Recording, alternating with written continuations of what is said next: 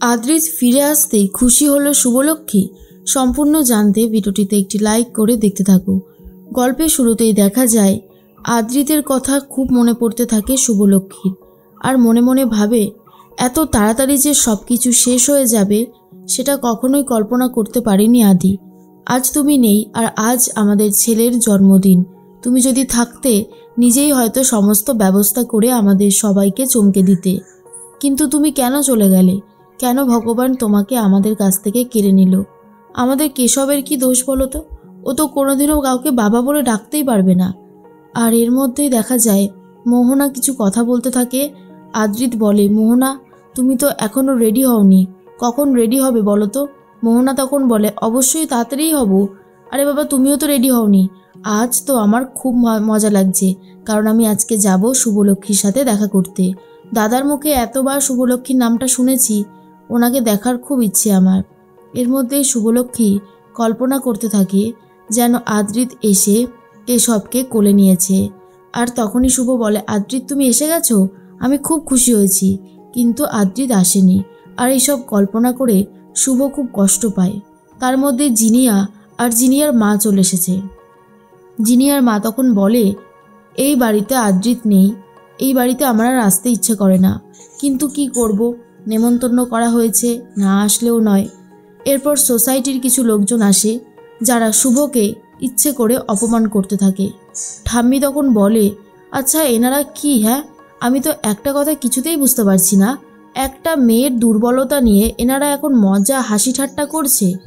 দাদু বলে, আসলে মানুষের বিবেক বুদ্ধি এতটাই লোপ পেয়েছে, সেটা আর বলার কথা না। জিনিয়া তখন তার মাকে বলে, মা এসব কথা থাক না, তুমি কেন এই সমস্ত কথা এখন বলতে চাইছো বলো তো? এই সমস্ত কথা বলে এখন আর কোনো লাভ নেই, তাই এগুলো আর বলো না। তার মধ্যেই দেখা যায় মনে মনে শুভলক্ষ্মী ভাবে, দেখেছো আদ্রিত, আর যদি তুমি বেঁচে থাকতে তাহলে কখনোই আমাকে আর এগুলো শুনতে হতো না। সব কিছুই সময়ের সাথে সাথে বদলে গেছে, আর আগের মতন কিছুই নেই। সেবন্তী বলে, আপনারা কি বলতে চাইছেন বলুন তো?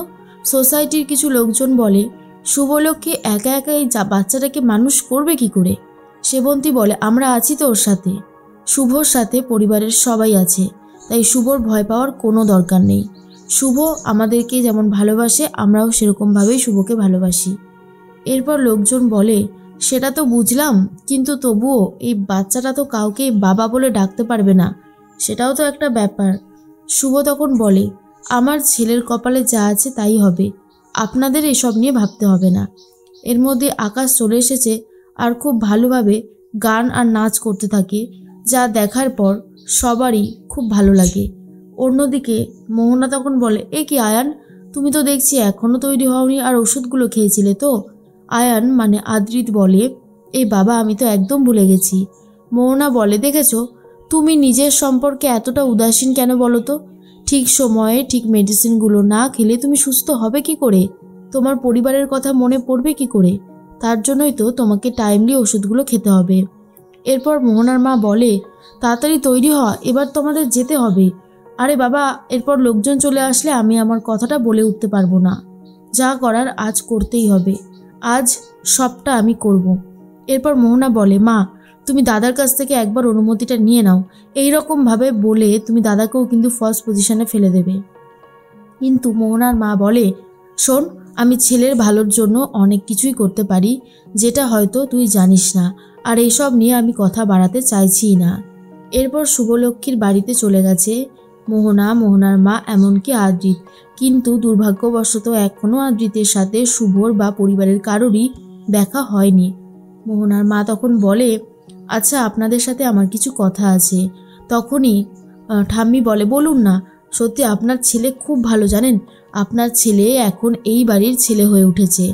মোহনার মা বলে, হ্যাঁ, আর আমিও চাইছি আপনাদের বাড়ির মেয়ে আমাদের বাড়ির মেয়ে হয়ে উঠুক।